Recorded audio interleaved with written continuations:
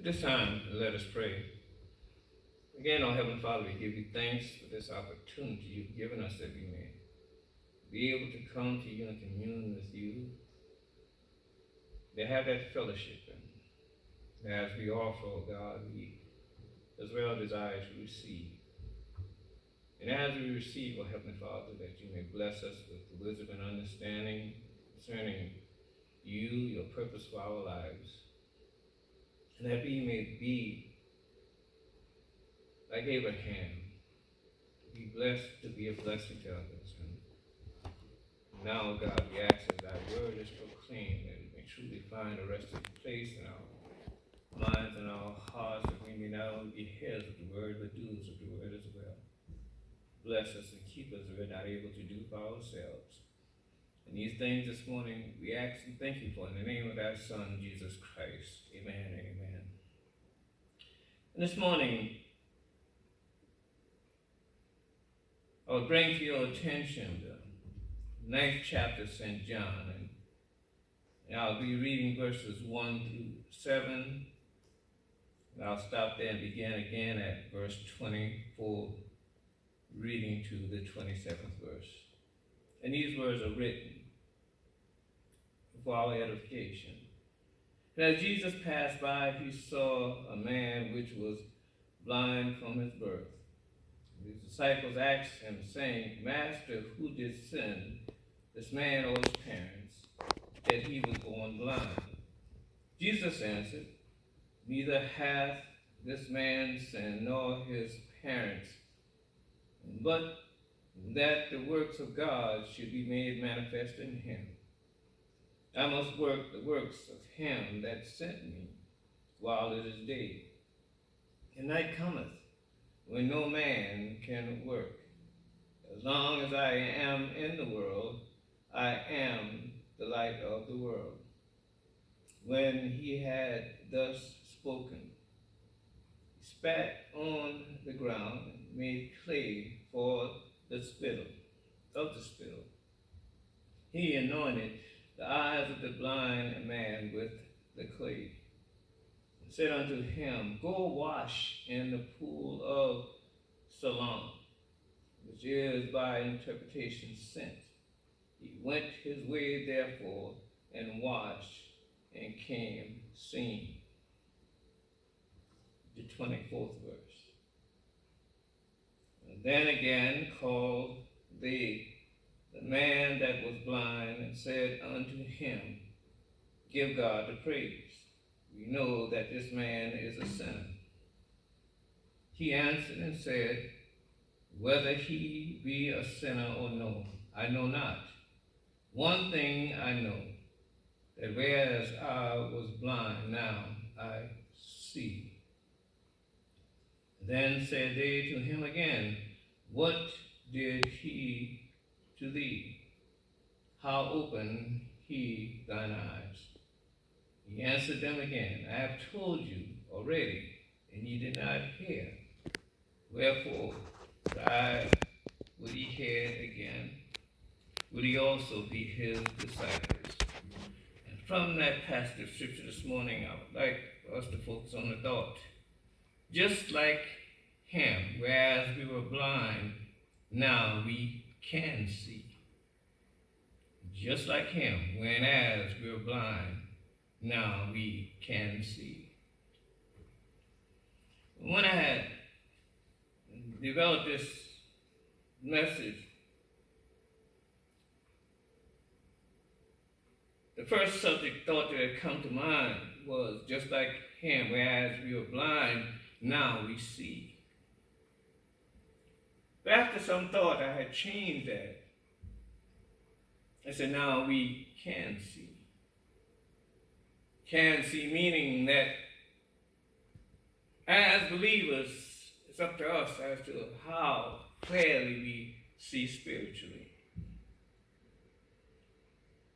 See, everyone is born blind physically and spiritually. Because when one comes out of the mother's womb, it's said that we as babies, we cannot see in the beginning, but as we began to grow, our eyes began to develop more, and we have sight. And when a person is born in this world, they're born blind spiritually, because in order for them to begin to see spiritually, begin to see God, begin to see things as God sees, they must be born again. And after we are born again, we have to well grow within our faith that our eyes may be open. Just like him, and as we're blind now, we can see. Text before us tells us that Jesus, as he had been traveling, he came upon this young man whom had been born blind. And now the disciples, they asked Jesus a question. And they wanted to know, was it the sin of this young man or the sin of their parents that had caused them to be blind? Because the Jewish people at that time, they had this misunderstanding that whenever a person may have had an infirmity or such as this young man, it was because of some sin. But Jesus said unto them, it was neither. This young man was born blind, that God would be glorified. And as I was thinking, I believe that when we have understanding, as we go through our lives and we have to endure certain things, and we allow God to guide us and lead us, God will be glorified. And as well, we be honored and blessed. And in this chapter, it tells us that the Pharisees, they were angry because Jesus had healed this man on the Sabbath day. They were so wrapped up in the law of Moses, as was interpreted wrongly. They had lost sight of the compassion that was well within the law of God. See, the miracle's purpose was to reveal the redemptive power of Jesus. See, Jesus warns about spiritual blindness. The natural man cannot perceive the things of God, for it is foolishness unto him. Therefore, we as children of God, as we walk by faith, and the many things that we do or see or say may be foolishness to those whom have not been born again. But we must understand that our purpose in life is not to please, again, ourselves, but is always to please God. Mm-hmm. Spiritual blindness is a kind of handicap that affects every area of our lives. We are God's children. Should never lose sight of Jesus or allow it to become distorted to what is truth and the righteousness and the sight of God. Just like him when as we were blind, now we see. Now let us do a little addition. And that being that faith plus obedience produces or equals spiritual sight. Let us look at the first point. First being that we have spiritual sight, which was received by obedience. Verse 7 tells us, said unto him, go wash in the pool of Siloam, which is by interpretation sent. He went his way, therefore, and washed and came seeing. Even though this man had never had any contact with Jesus before, first time that he came in contact with Jesus produced a faith that was of such that it caused him to obey Jesus without hesitation. So should a person truly come come into the presence of Jesus, they will submit to the will of God, meaning that if a person truly comes into the presence of Jesus, they cannot and will not remain the same. Changes must come. This man, he obeyed. No, it could have been possible that he heard about Jesus. Now that he come into the presence of Jesus Christ and heard the word of God, he obeyed. Young man's motivation for obedience was that he was tired of how his life was because he was blind and he wanted to see. The way it was at that time was because this young man was blind. He was, in other words, was considered to be a second-class citizen within the community because they looked upon him as being a sinner. Therefore, he couldn't enjoy the benefits of one being a full citizen.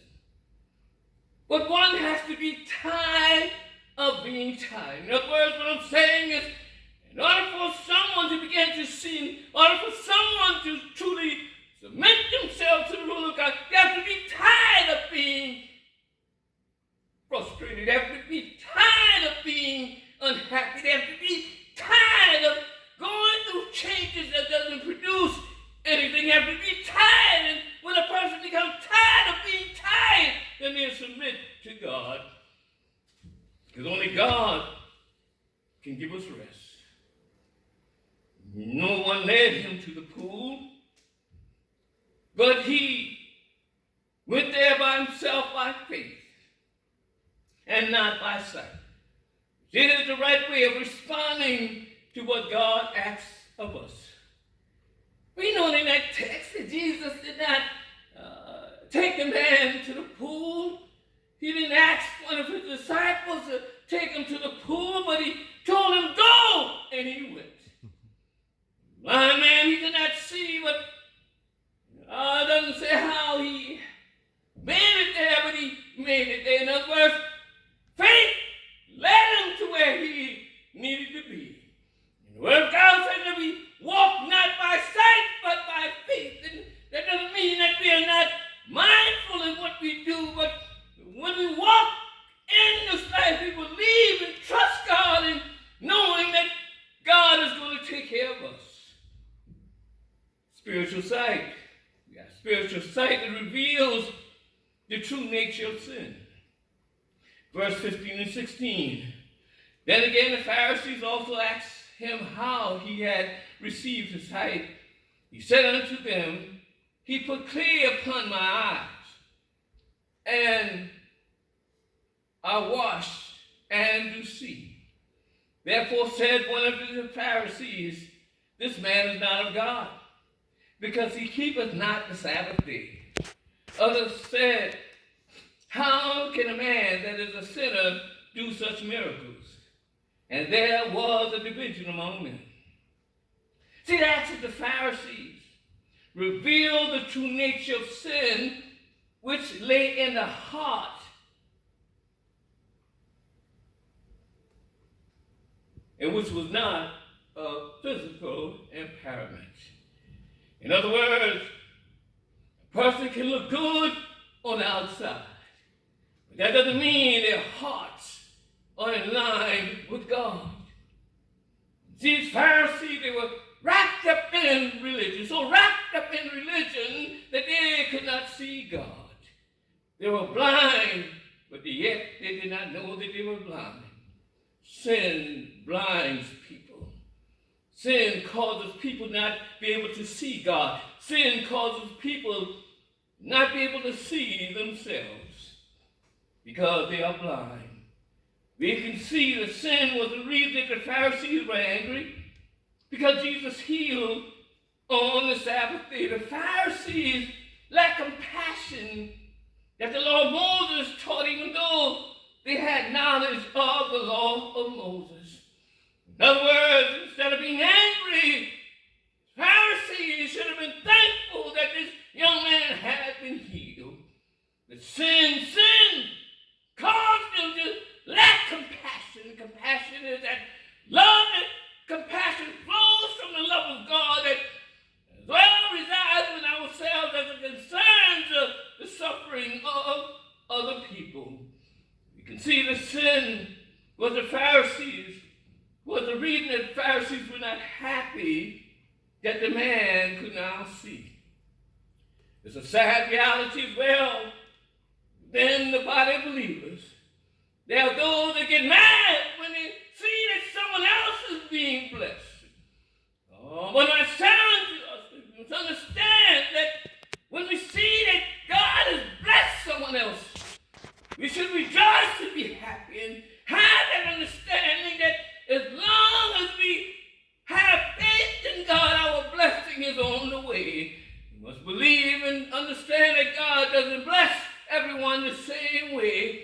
But however God may bless us, we should be happy and always rejoice when we see someone else being blessed. We can see sin was the reason that the Pharisees were not happy that the man could now come into the synagogue with them, and all their hearts were right. And they knew that the young man could not come into the place of worship because of sin. But when they saw not because the man could not see. But now that they understood the man could see, they should be happy in knowing and understanding that the man now could come into the place of worship. And that's why these children of God, when someone comes among us, we should not stand in judgment, but we should be happy and rejoicing that now someone has come to the point in their life that they want to come and worship God in spirit and in truth. Too often among believers, too often among church members, because they stand in judgment of people, they turn people away because they're looking at the outside, they're perceiving them in the wrong way, and knowing and understanding that we all fall short. We all need encouragement on this Christian journey.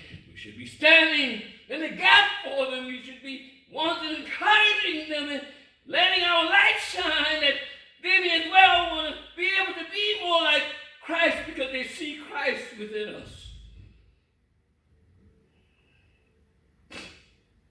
See, we can see that sin was the reason that the Pharisees were so wrapped up in religion that they could not recognize the Lord of the Sabbath. There's a sad reality that there are within the body of believers, I call them church folks. They're so wrapped up in the church, they're so wrapped up, I'm not saying that these things are bad, but they can become so wrapped up in the round things that they cannot see Christ. Oh, we have to always have our eyes open. Our eyes have to be spiritually open in order for us to do the will of God. We can see that sin was the reason that the Pharisees were so intent on finding fault that they could not see their own. And again, it's a sad reality to have many within the church, or some within the church, be always seeking and seeing fault in other people that they can't see fault within themselves. They're always judging other people in the wrong way that they don't evaluate their own selves. Oh, but we have to allow God to see us as we are. And always see people in the light as God sees them. In order for us to be the ones that we are blessed, that we can be a blessing to others. Go. Do we have faith that makes us free from understanding? Because understanding causes us to see the truth. The man, verse 33, the man answered said unto them, why therein is a marvelous thing, that ye know from whence he is, and yet he hath opened my eyes. Now ye know that God hath not a sinners, but any man be a worshipper of God, and does his will, him he hath. Since the world began, was it not heard that any man opened the eyes of one that was born blind? But the man who was not of God, he could do nothing. Satan reveals the relationship of God and sinners, which is that God does not listen to sinners. There is a wall between God and sinners, and that is the truth. Until a person has come to the point where they ask God for forgiveness.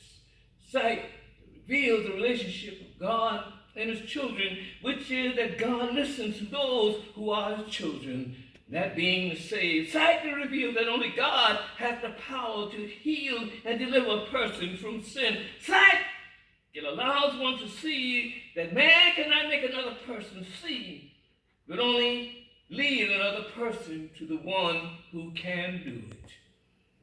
Once we were blind, like him, but now we can see.